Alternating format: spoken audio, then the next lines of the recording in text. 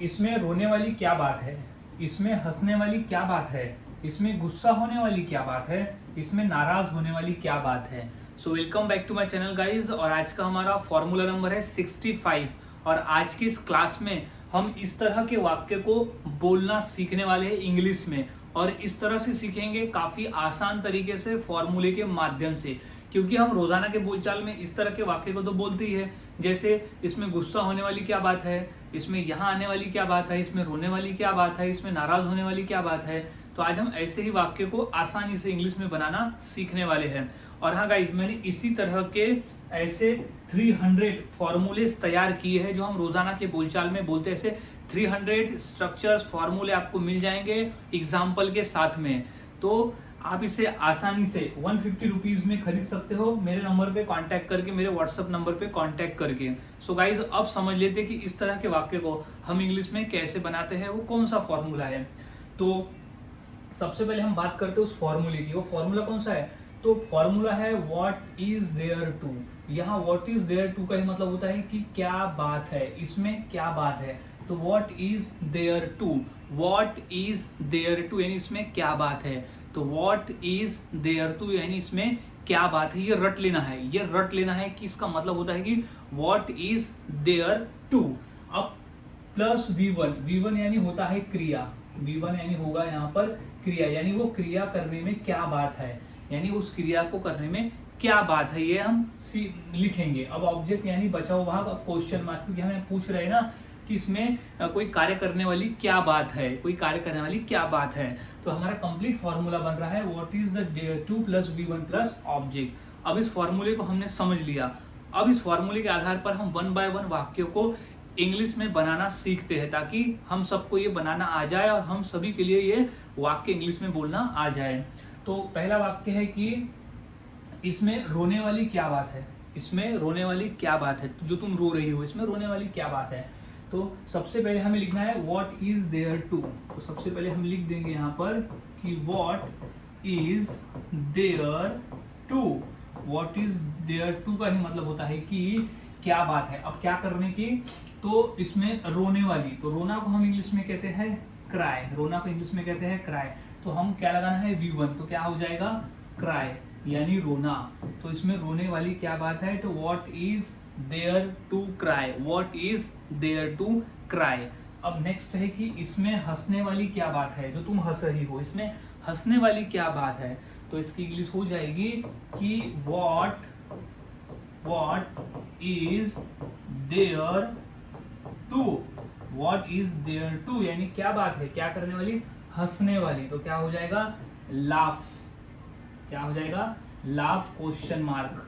Question mark में पूछ रहे हैं ना कि इसमें हंसने वाली क्या बात है, तो what is there to laugh, what is there to laugh. कुछ और वाक्य देख लेते हैं, जैसे इसमें गुस्सा होने वाली क्या बात है, इसमें गुस्सा होने वाली क्या बात है। तो सबसे पहले हम लगाएंगे ये वाला, तो क्या है व्हाट इज देयर टू। तो क्या हो जाएगा what is there to, what is there to यानी क्या बात है। अब क्या करने वाली, गुस्सा होने वाली, तो क्या हो जाएगा V1, V1 क्या है गुस्सा, तो उसे कहते हैं हम एंग्री। लेकिन इसमें एंग्री जो है वो एडजेक्टिव है, तो क्या हो जाएगा to get, get angry, to get angry यानी इसमें गुस्सा होने वाली क्या बात है। तो what is there to get angry यानी इसमें गुस्सा होने वाली क्या बात है। अब है इसमें नाराज होने वाली क्या बात है, जो तुम नाराज हो रही हो, इसमें नाराज होने वाली क्या बात है। तो इसकी इंग्लिश हो जाएगी कि what is there to, what is there to. अब नाराज होना, तो क्या होगा गेट अपसेट यानी नाराज होना। तो what is there to get upset यानी इसमें नाराज होने वाली क्या बात है, जो तुम नाराज हो रही हो। अब नेक्स्ट क्वेश्चन और देख लेते हैं वाक्य, जैसे इसमें शर्म आने वाली क्या बात है।